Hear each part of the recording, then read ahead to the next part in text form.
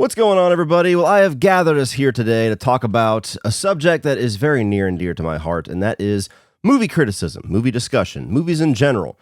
And there's been a lot of things, especially in regards to movie criticism specifically, that has wore on my mind for quite a bit. This is a video topic or a discussion that I've been wanting to have for, maybe a couple of years at this point, especially after I have gone full time and have had much more of my life literally bathed in the world of movie discussion and movie criticism and YouTube.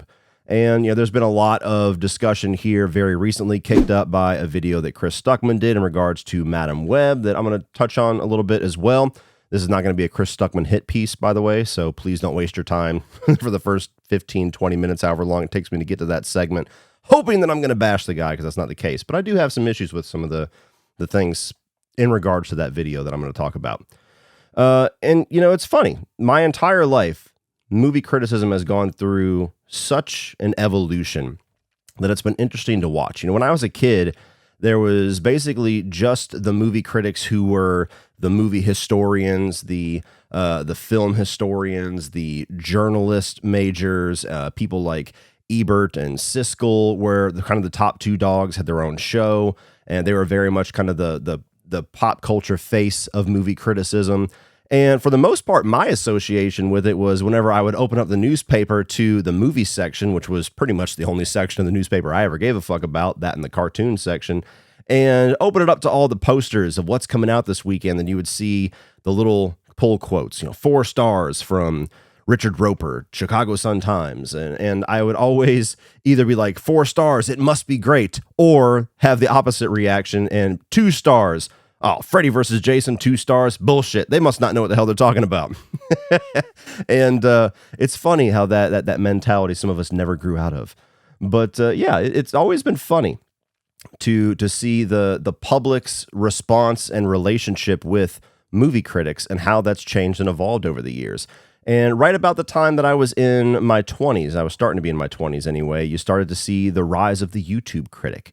With people like Chris Stuckmann and Jeremy Jahns. Those are pretty much the 2 big pioneers. And you had John Flickinger in there. You had the Schmoes Know, and you had John Campia and the AMC Movie Talk. And pretty much everybody I just named in some way, shape, or form was an inspiration and a motivation for me to start doing what I do on here. And they very much paved the way for me to be able to do what I do on here. So no matter what those guys do, what directions they take, or what they decide to do with their careers and their channels, I owe a lot of gratitude and a bit of debt to all of them for paving the way and giving me the motivation to be able to do this every single day and talk to you guys. So nothing but respect.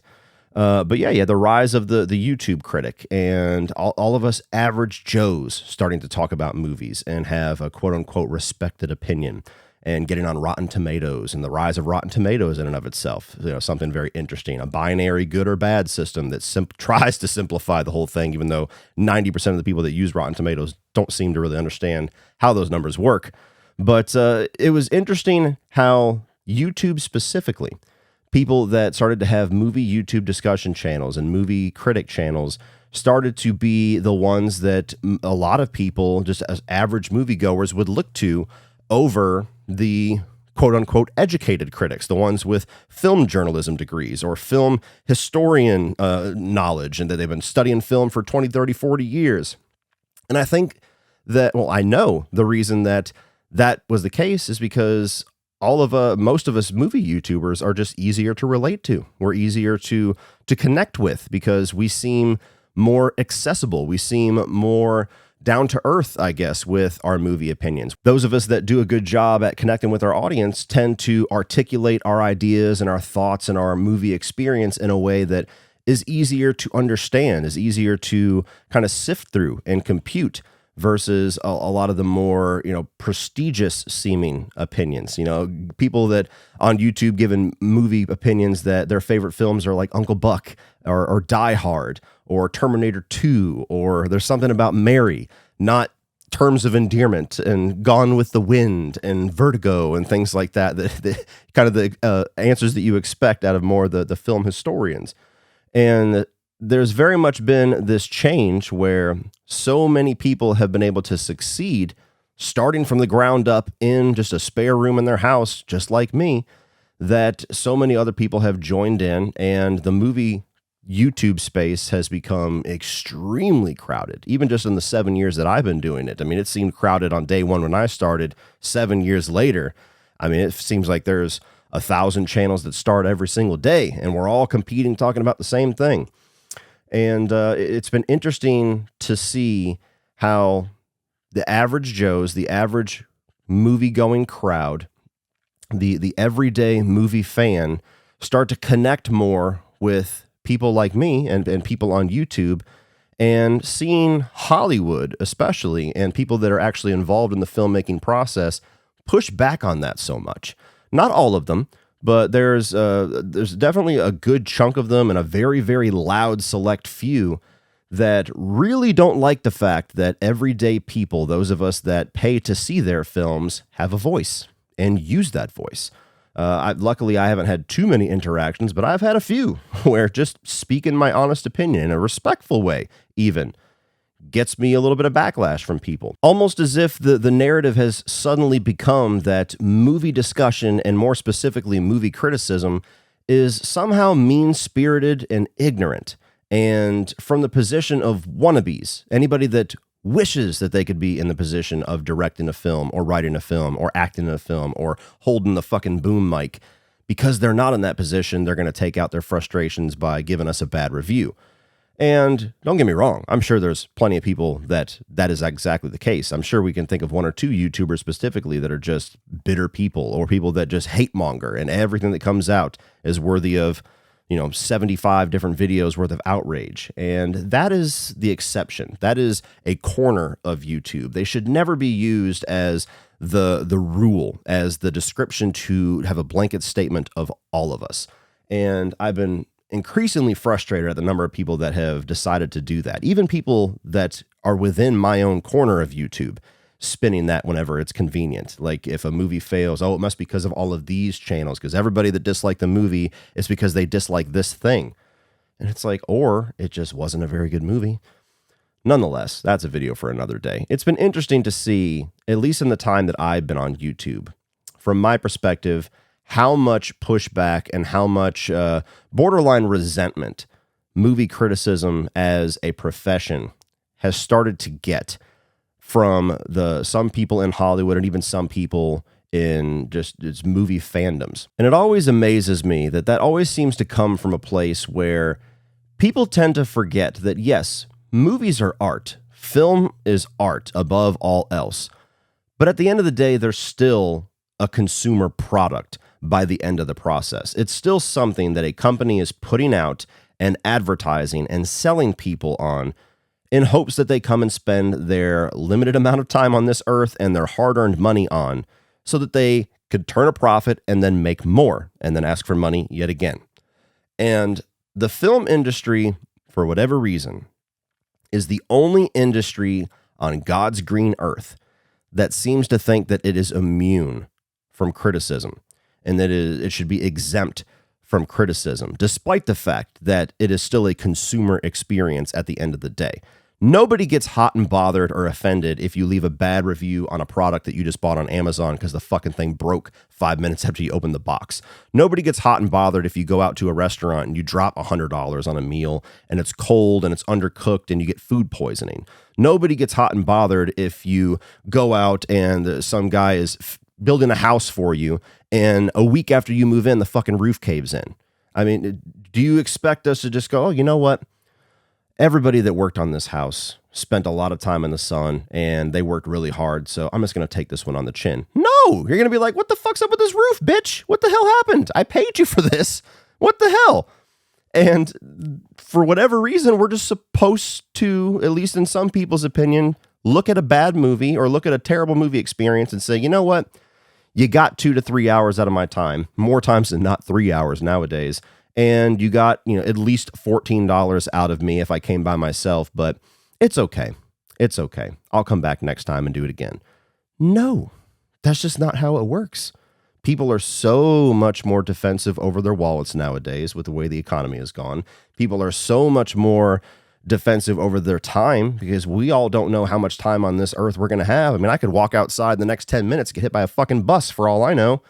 And so when you spend your time and your money on a film experience that ends up being bad and you regret the time and the money that you spent on it, people that aren't like me and are psychos and go to the movies every single Thursday and see 1, 2, 3 different movies, they're going to be significantly more selective about the next time they go to the theaters. And most people don't necessarily correlate studios to directors to franchises. They just think of the movie theater experience as one whole thing. And if I went out to see Madam Web and had a bad time, well, then the next movie that comes out, even if it's a Scorsese movie, that's just a movie. That's the next movie that came out, and I'm still burnt from the last time that I went, so I'm not going to go. So it's very important to be able to have an outlet for people to have a voice and people to be able to go and see other people's opinions who have some level of fandom or expertise or value or insight to bring. And it's up to each individual person to select the critics that they believe have the most value.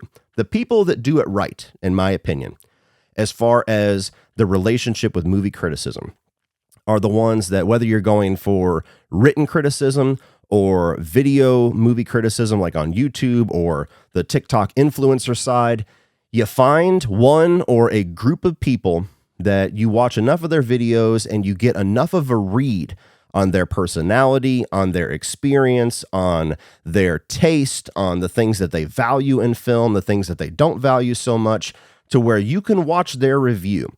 And if they articulate their thoughts well enough and they express their thoughts well enough and they give enough insight into how they reached the conclusion of what their experience of this film was, that you can watch that. And no matter what their experience was, good, bad, or in the middle, you can hear their thoughts and you can gauge for yourself whether that movie is something that you should spend your time on or avoid at all costs. And I always try my best to do that. I'm sure sometimes I'm more successful than some other times. But even if I hate a movie, I always try my best to find some things of value in there. And I try my best to do that every time so that no matter who watches my review and whether they're going to agree with my thoughts or not, if they're watching it to decide whether or not they should see the film or not, they should be able to gauge off of my experience whether they line up with my taste when it comes to certain things or not, and use that information to determine whether Cody's experience is one thing, but pretty good chance mine's going to be something else, or if they tend to line up with my thoughts and say, yeah, this guy tends to be dead on when it comes to these types of movies, so I'm probably going to wait, or I'm going to go out today and go see that because he said it was awesome. That's what I try my best to do. You know, at the end of the day, am I giving you a recommendation on whether to see it or not? Sort of. I usually try to give you a recommendation on when to see it, if you see it at all, or whether to rush out and see it, wait for streaming, or skip it altogether if you align with my tastes. But I really do try to just paint a whole picture of what my experience was and give you as much info as possible about why I had that experience so that you can make that choice for yourself. You should never look for critics to make the decisions for you, because God knows how many times I've seen people that I know and trust and even line up with more times than not say something great about a movie that I did not like at all, or say something really bad about a movie that I highly enjoyed. It happens. And while I'm sure that my review and my thoughts on a film have turned away people plenty of times, I would actually bet body parts that the amount of times that I have recommended a film or that I have given enough thoughts onto why I reached my negative review that has then motivated somebody to give it a shot anyway, I guarantee that far outweighs it. And that's what I want to do. My favorite thing in the world is when somebody comes into the comment section and tells me, I would have never seen this without your video, and I love this movie. It's one of my favorites now, whether I recommended it or not. That's awesome. If watching me gave you the motivation to go experience something that you now love and you're going to share with other people, that's the ultimate win. And that is the value of movie criticism when it's done right. And I don't want to live in a world where that is no longer a thing. I don't want to live in a world where that is no longer respected or valued. I don't want to live in a world where we're supposed to just blindly walk into the theater, and because the poster looks shiny and because the trailer had a lot of cool music in it and because they put a lot of bright colors into the characters on the front of the poster and cast some people with pretty faces, that we're supposed to just give our money over. They're just entitled to all of it because they worked hard.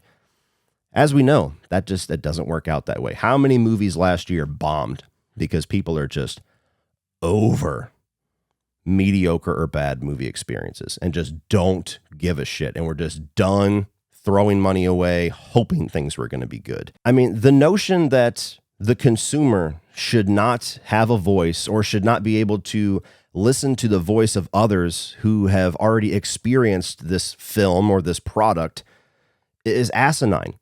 If you go into Amazon and search for something, do you just blindly buy the first thing that pops up into the search results, or do you dig into it a little bit, do a little research, look at the reviews, see what people are saying, what's good about it, what's bad about it, compare prices, compare value? We do that with everything. If you're smart, you do that with everything that you invest your money in. Film should be no different. If your buddy tells you this restaurant is god awful, every time I've gone there, the food is undercooked or it's cold or a fucking roach went across my plate, that's valuable information, whether the people that work in the kitchen are busting their ass or not. Which leads me to Chris Stuckmann's video. So Chris Stuckmann, for those that don't know, and I doubt anybody that watches this channel doesn't know, but he's one of the most, if not the most prolific general movie reviewer on YouTube. He's got over 2 million subscribers. He's been on YouTube for well over a decade, maybe even 15 years or so. I know I found him sometime around 2009, so he's been on at least that long, which is a long fucking time. And here recently, about, I'd say within the last 2 years, maybe a little sooner than that, he announced to his over 2 million subscribers that he's no longer going to be doing quote unquote traditional movie critic reviews or videos on his channel. He no longer wants to give negative reviews to movies that he doesn't like. He only wants to acknowledge and talk about and celebrate the films that he enjoys. And he wants to be more of a movie celebration channel. And part of the motivation, if not the entirety of the motivation for that, is that he is making his own movie called Shelby Oaks that's supposed to come out at some point this year. The movie's in post-production right now. And I'm very excited to see it. I love the fact that Chris has been able to achieve what he has always wanted. It's awesome. I love seeing people strive to their dreams and be able to do it. Whether the film is a disaster or awesome, it doesn't really matter. He did it. He did what a lot of us wish we could do. And I strive to get to the point, to get to the status that he is at, where he's able to do that and crowdfunded it himself and went completely independent. It's fucking awesome. So I'm very excited to see it. I even asked Keith David about it whenever I met him at MegaCon just a month or so ago. So he's in a very interesting position because he wants to transfer over to being a filmmaker. He wants to obviously make more films beyond Shelby Oaks. And I don't believe he plans to make them all independent and crowdfunded. He wants to eventually move into the studio system. And so he very self-aware that being a movie critic and actively giving negative reviews or giving mixed reviews to a lot of studio produced films might not be the easiest route to get there. And he doesn't want to burn any more bridges. And so what I will give him credit for is that from day one, he's been honest about that. He's been forthright about that. He has never really hid away from the fact that that is the reason why he has changed his content. Whether or not you agree with the decision, like the decision, or find that there's value in his channel after that decision, he's been upfront about it. He hasn't really hid it. So that, I think, takes away most of the criticism that people have hailed at him, especially over the last week. He's told people for 2 years now, it's like, get with the program. If you don't like that, that's fine. That's what the subscribe button is for. Click, click. You ain't got to deal with it anymore. So he had a video come out, I believe a week ago now, that was called I Have to Talk About This, or We Need to Talk About This. And it's just a thumbnail of him like this with Madam Web off to the side.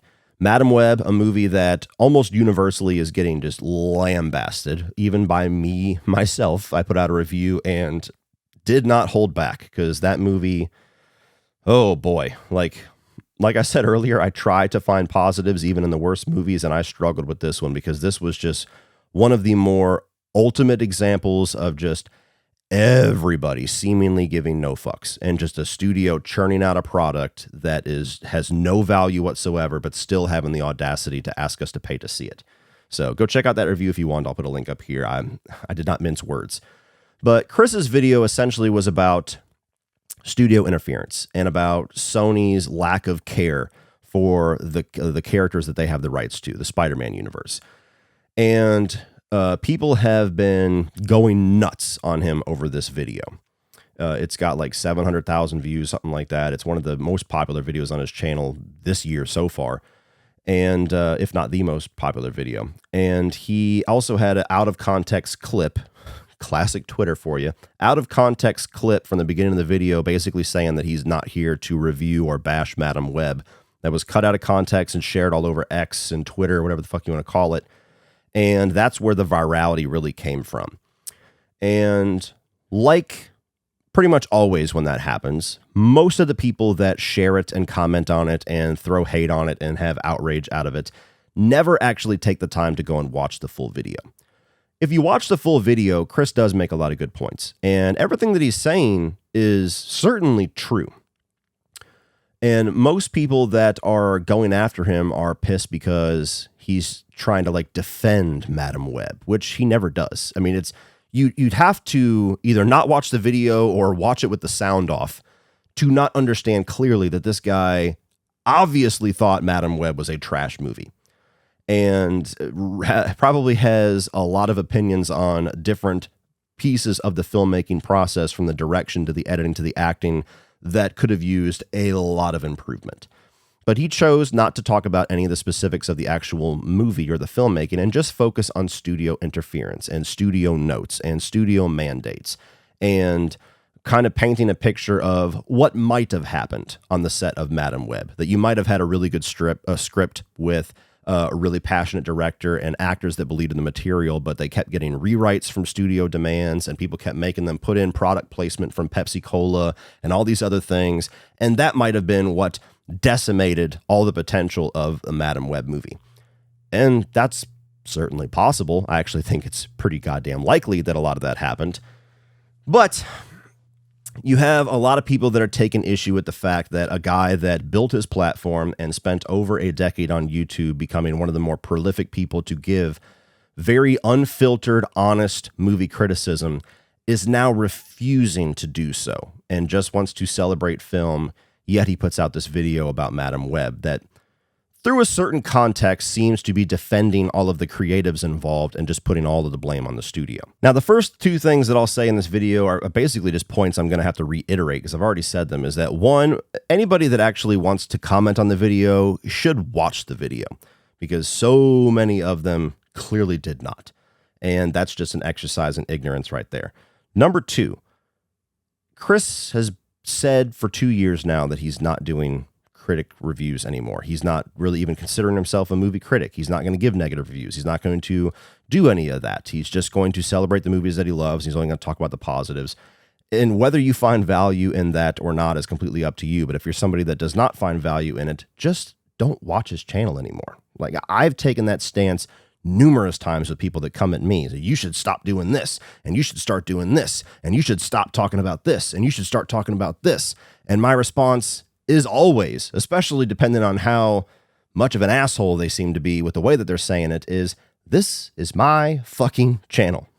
I put in all the work. I do all the editing. I record everything myself. Every single piece of work that goes into this channel is me, myself, and I. And because of that, I will talk about whatever the fuck I want, whether you enjoy it or not. And I hope that most people do enjoy it, and most people do seem to. But for those that don't, if what I'm saying and what I'm covering and what I'm doing with my channel does not appeal to you, don't fucking watch. It is so simple.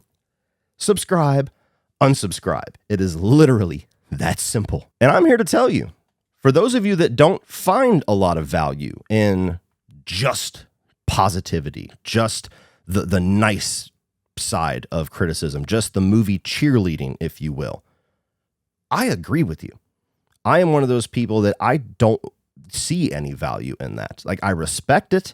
If that's the way you want to go about it, that's your own personal choice, and I totally respect that. I know a number of people that take that route, that they only talk publicly about the things that they like, and they avoid talking about the things that they don't like because they somehow feel like it's just not appropriate, or that they just want to put more positivity out into the movie world, whatever. But I agree with you. I am a firm believer that for you to be an effective movie critic, you have to acknowledge the full spectrum of your movie experience, good, bad, and indifferent. You have to give all of your honest thoughts on a film. Even if you love a film, if there's things that you thought could be done better, it's your obligation to talk about those things. And extreme rarity that I love a movie so much that I cannot think of anything negative that could have been improved or maybe was a little bit iffy for my own personal experience. The same with the negative side. I always try to find a little bit of positive in there. But if you don't acknowledge the full spectrum, to me, you completely prevent somebody being able to get a complete picture of what your movie taste is. And you prevent them from getting a full understanding of whether or not you're somebody that they want to continue to watch or read or listen to, because they only get one side of your thoughts, only one side of your experience, only one side of your insight. And you have to have all of it for people to really get a full picture of you. And so if you choose to deny part of that experience, you're no longer a movie critic, you're just a movie cheerleader. And again, that's fine. That's everybody's personal choice. And as I said earlier, Chris was forthright about that. I think he might have even said directly that he's not a movie critic anymore. So that's fine. He has chosen to take a new path. Either go on that path with him, or you click the unsubscribe button. There are plenty of other people on YouTube, as he has said numerous times, and we'll talk about that a bit, that still criticize movies and talk about the good, bad, and the ugly. So just pivot to somebody that is more to your liking. Now, do I think that there are reasonable issues to take with this specific video? Not necessarily Chris's choice of where he wants his channel to go, but this specific video. I do. And the issues that I take with it, while small, this video does not offend me whatsoever. It didn't even bother me whatsoever until I started to see just how much it ignited the internet. And it frustrated me more at how much it was being misrepresented versus the actual things that I think are worthy of pointing out that nobody seems to be pointing out. First and foremost is something that Chris has never outright stated. And I don't know Chris very well. If I was a close friend of his, I would just ask him personally to clarify this. So I don't want to put words in his mouth. This might be the opposite of how he feels.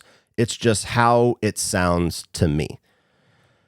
There's been a number of times where he has quickly addressed in a video this change that he has made, kind of like reminding people or maybe even informing first-time viewers that, hey, I like to keep it about positivity here. I don't like to negatively review films. The specific verbiage that he uses when he says that a couple of times. Having seen the film, I'm going to tell you that this is not a movie review of Madam Web. I am not about bashing filmmakers, artists. Now, you could take that at face value, and he's just saying, hey, this is not going to be a review because I would be bashing them if I gave a review. This is just going to talk about something else. But the way that he says it, and the way that he has said things to that effect before, I can't help but get a slight feeling that there's some indirect shade in that statement towards everybody that chooses to review the film, honestly. And that's where I take some slight issue. And again, he's never said this outright. It's not like he's done a video and said everybody that does it the old way is wrong and you should do it my way. But I can't help but get a shade of that impression sometimes when he phrases things specifically. I get a bit of a holier than thou vibe from it. Like this newfound positivity approach that he has done is the way that things should be. And everybody that does it the way that Chris did it for over a decade, they're somehow less than admirable. I hate the fact that I get that impression because I respect the hell out of the guy, and very nice dude too. I met him 2 years ago at Fantastic Fest, and I wish I could have a conversation with him again sometime soon, and I'm really excited to see his film. So I hate the fact that I get that impression, and I would love it if he would clarify it that that's absolutely not how he feels. But the way that he says those things every once in a while, whenever he does decide to address his approach to movie discussion, I can't help but get the feeling that it's a bit of like looking down on everybody else that does still do reviews that have negatives or review films that are very bad and do not mince words about how bad that they are. So I've gotten a little bit of frustration out of that. The other side of it is that, Chris is somebody that's in a very privileged position. And he's built himself to that position, so all the credit in the world to him. YouTubers are all self-starters for the most part, and Chris was one of the pioneers, and he's built himself to 2+ million subscribers and made it to a point where he can, fund a film through all of his subscribers and crowdfunding. That's awesome. But he's in a very privileged position as far as YouTubers go, where Chris can literally do whatever the fuck he wants on his channel. He can talk about whatever he wants, and, some videos will be more successful than others, but his average view count on his videos are typically well over 100,000 views per video, most of them closer to 500,000 views, and that's just in the first couple of weeks that they're out. And all of his content from years past is all evergreen, so he gets money from every one of those videos that get views. That's the beauty of YouTube. And so he's in a position where he can talk about whatever he wants, whether he wants to criticize movies or he wants to talk about what the popular thing on YouTube is or not. He doesn't have to follow trends. He doesn't have to talk about what's popular. He doesn't have to innovate new video series or evolve what his channel is or any of that stuff that all of us that do YouTube here within the past decade have to do constantly. Otherwise, we get left behind. He doesn't have to do any of that.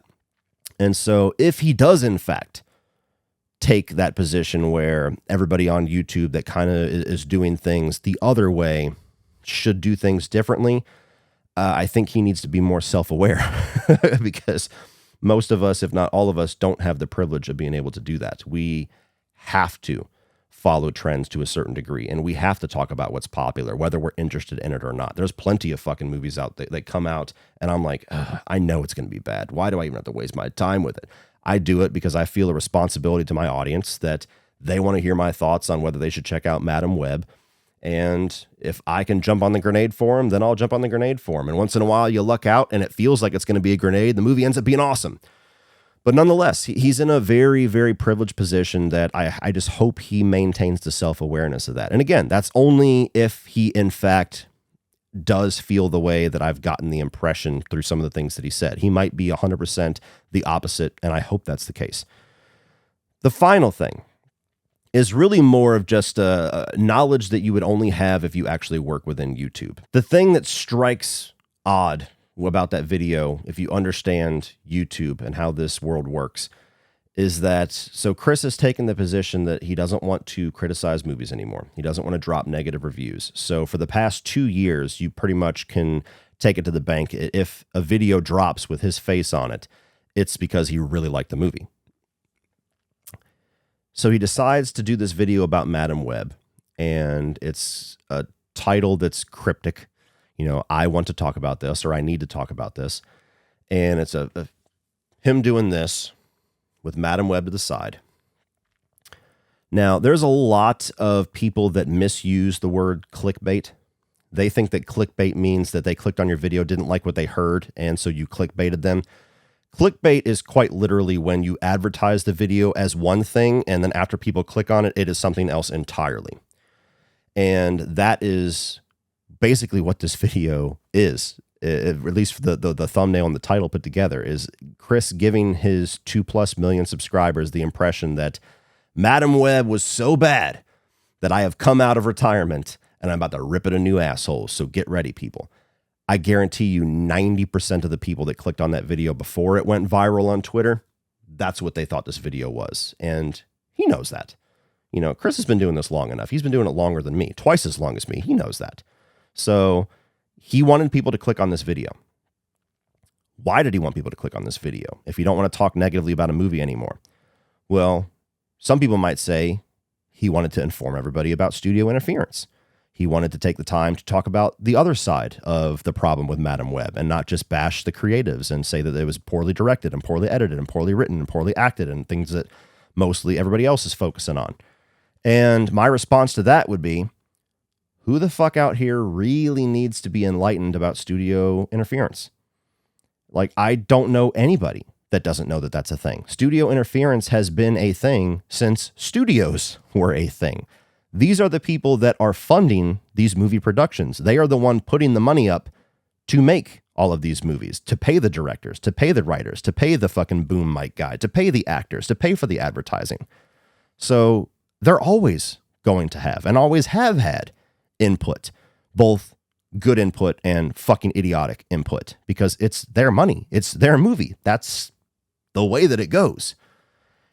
I don't know anybody that doesn't know that. I don't know anybody that is not enlightened to that fact. Maybe I'm giving people too much credit, but I mean, there's stories going all the way back to the 70s and the 80s. There are famous stories of studio interference. I mean, my buddy Adam Does Movies did a video talking about Chris's video, and he brought up Alien 3, and that's a perfect example. One of the more famous examples in my lifetime of a movie that was just plagued by studio interference and rewrites and changes of directions. And, you know, I don't know many people that blame David Fincher for Alien 3.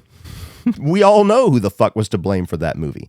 And sometimes that's a fact. Sometimes Everybody involved with the movie production had the best of intentions, but because movies are so ungodly difficult of a process that once in a while, more times than I wish that it would, the reality is the movie comes out bad out the other end because of a bunch of mistakes or a few large mistakes, and studio interference can be one of those.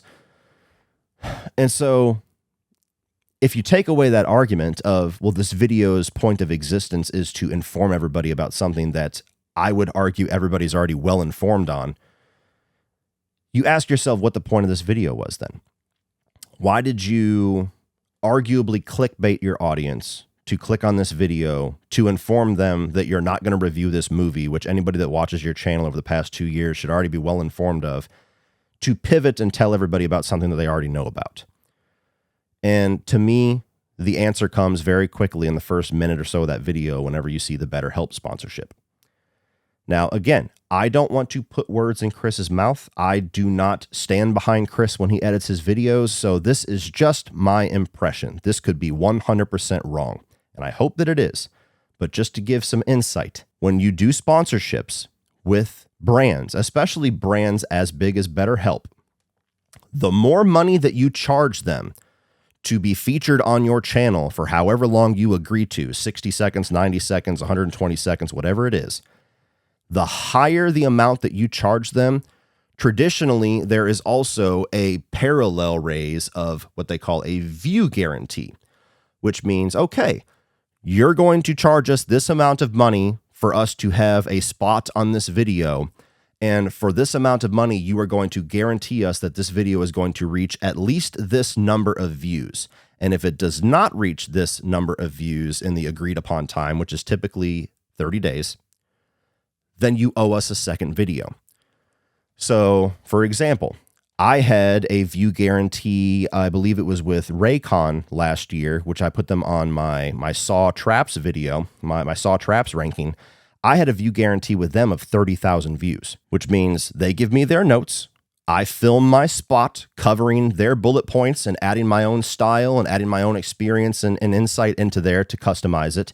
And I'm going to charge them X amount of money. And the number that we agreed on for the view guarantee was 30,000, meaning if this video reaches at least 30,000 views, contract is fulfilled and we're good. But if it falls below 30,000 views, within the next month, you have to do another video where you also put a Rincon spot on there for no charge to make up for the difference that you lost. And so when you do that, if you're somebody who is a smart content creator, you typically know ahead of time what videos you have planned that are most likely going to be the bigger viewed videos, which is the exact reason why I put Rincon on that video, because I knew I was going to clear 30,000 views probably within 2 days if it was going slow. So when you have Chris's channel and you look at the view count on the videos just from 2024, his views tend to go from about 100,000 to 300,000, depending on the popularity of the movie that he's talking about. My best assumption, and the best assumption that could be made from anybody that has experience with content creating and with working with sponsors, is that he had a deal with BetterHelp that not only had a deadline, but also had a view guarantee. And he looked at the movies that were coming out and saw Madam Web was going absolute apeshit on the SEO and wanted to ride that wave without giving a negative review. So he posts a video with a cryptic title, with a thumbnail that gives you the impression that he is not happy, and gets nearly 700,000 people to click on it to fulfill his view guarantee and to make his sponsor happy without really providing any truly useful information. And I hate to say that because I think Chris is one of the more insightful people on YouTube, and typically he gives very good information. But I don't find any value in that video. I'm not offended that he made it. I don't really care one way or the other. And if it did not go viral, I would not have even cared to say one word about it. But I do think that there are certain perspectives at knowing potentially what the true nature of that video is and why it exists.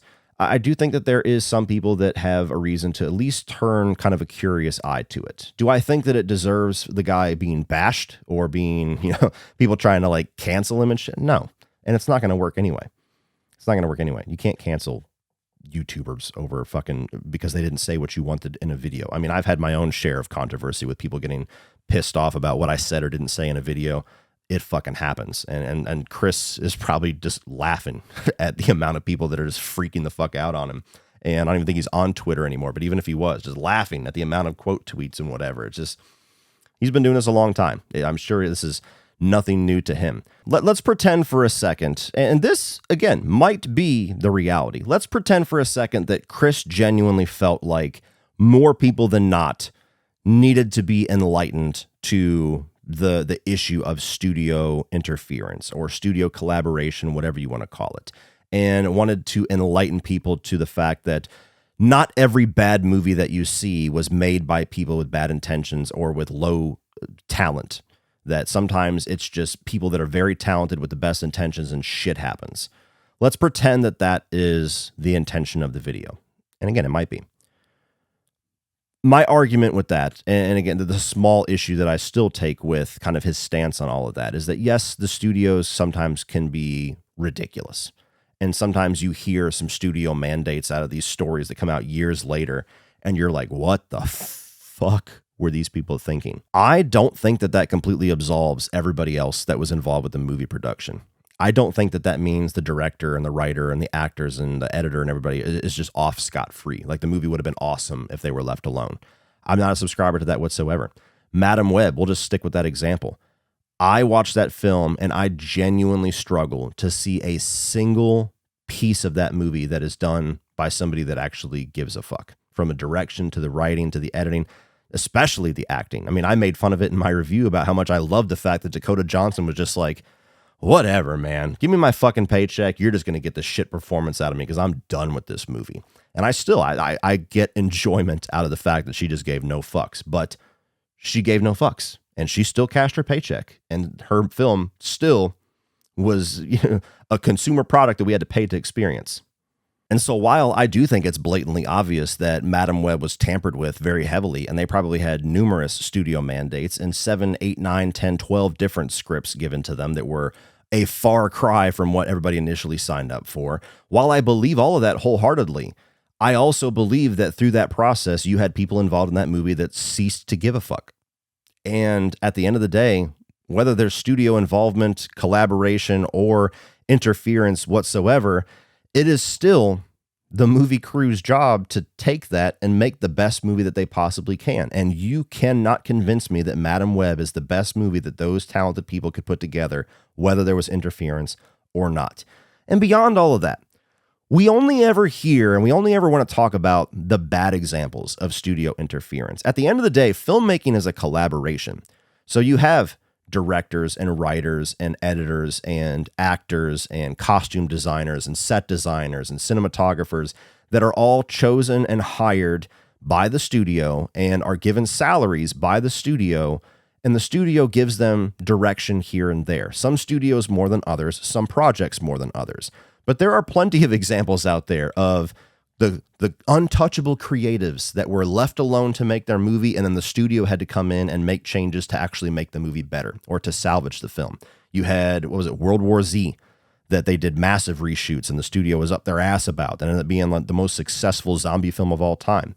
One that I always think about, Final Destination, the first one. Pretty successful movie. I mean, it spawned a franchise that's 5 films in. We're about to have a 6th. First film. The director and the writer, originally the ending of that film, and you can watch the Blu-ray, the ending is there, totally different ending than the film that we got. You have Devon Sawa's character that dies in the electrical storm, holding on to that electrical wire, and Ali Larter's character goes on to have his baby, and the movie ends with her and I believe Carter was the guy's name, like basically at Alex's grave, and the movie just ends. The last 10 to 15 minutes is very quiet.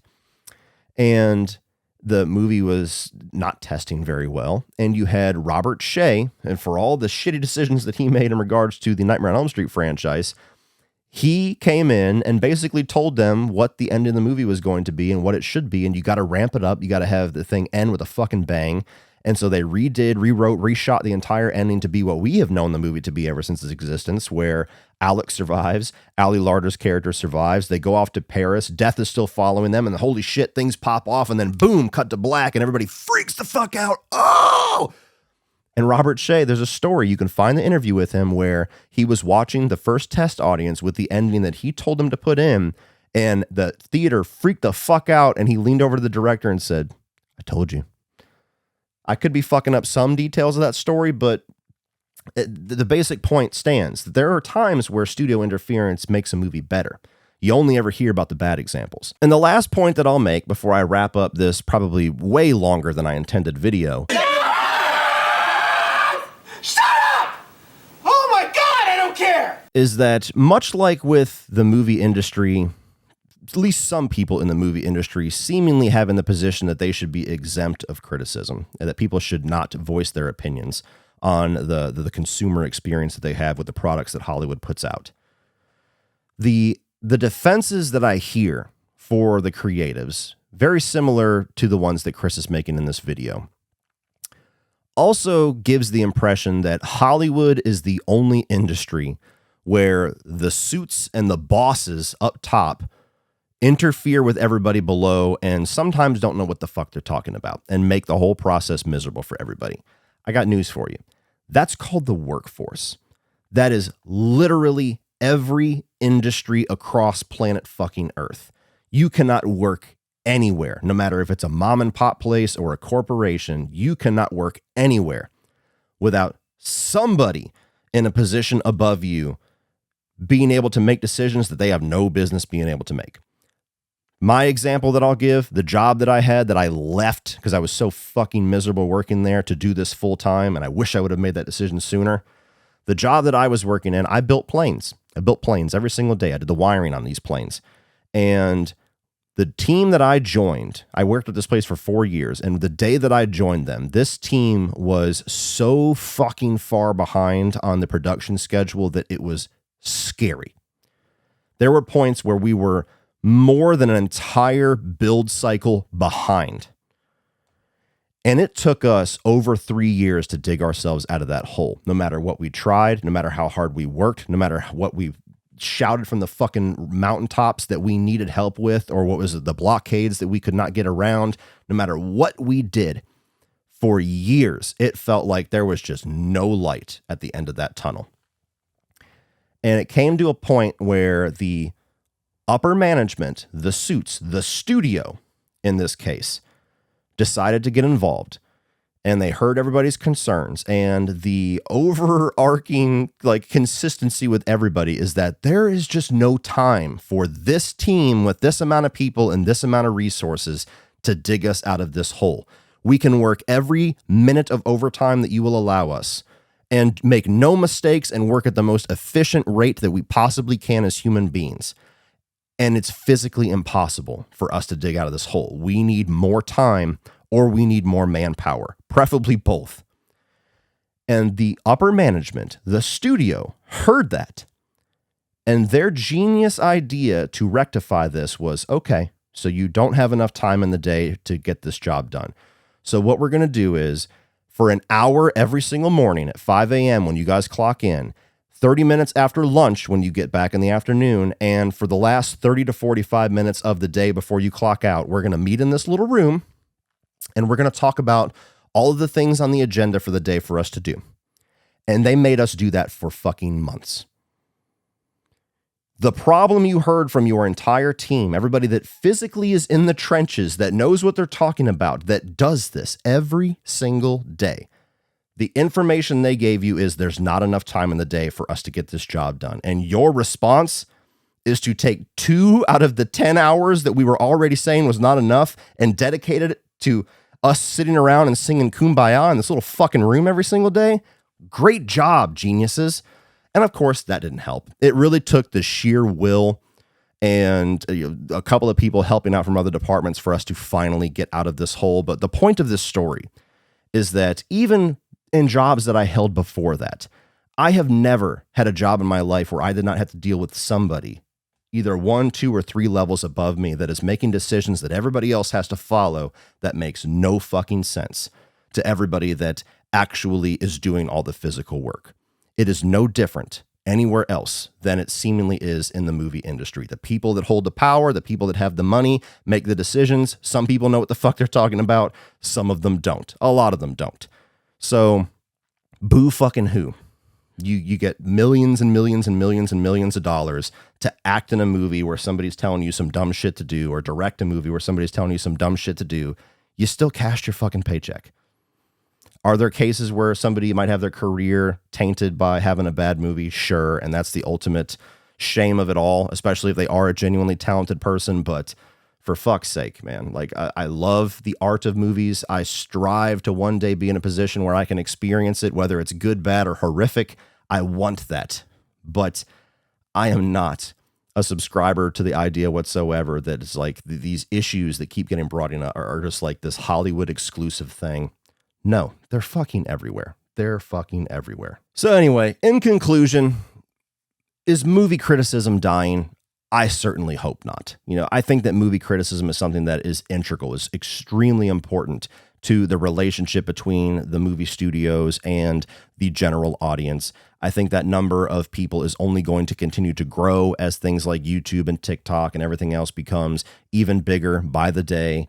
And I think that's a good thing. Of course, there's some negatives that come with it. Of course, there's some bad apples that try to spoil the bunch. But for those of us that are trying to do the right thing and are trying to just share our passions with everybody and give every movie a fair shot, but then articulate our experience for why maybe it wasn't the best experience for us, or articulate why it was an awesome experience, that's awesome. For me, that's what is the most glorifying part of being a movie fan, is being able to discuss it with other movie fans, being able to share passions and compare notes and contrast notes and find out why this guy thinks Friday the 13th, 1980 is the greatest film ever and why the remake is garbage, and like all this crazy things that are so opposite of how I think. I'm fascinated by that. And many other people are too. So no matter how many people try to bring it down, no matter how many people have a negative outlook on it, or how many people try to cast shade on it, I have confidence it's not going anywhere. But it's certainly it's in a spot of contention, and the more people that push back on it, I think we're in a spot where the more people push back even harder about why it's such a valuable thing. So you guys let me know what you think about the state of movie criticism, who some of your favorite critics are, what your thoughts were on the Chris Stuckmann video, and a lot of unfounded criticism, but some things that I think were worth bringing up and worth at least questioning, and at least having a bit of a curious eye towards. So let me know all your thoughts down below, guys, and we will talk about it. Please like, share, hit that subscribe button, and also check over here for some playlists. We got 2024 movie reviews. I'll also put my Dune 2 review up here. It's a little bit early, so please check that out before it comes out next week. And as always, remember, guys, opinions are like assholes, but that doesn't mean you have to be.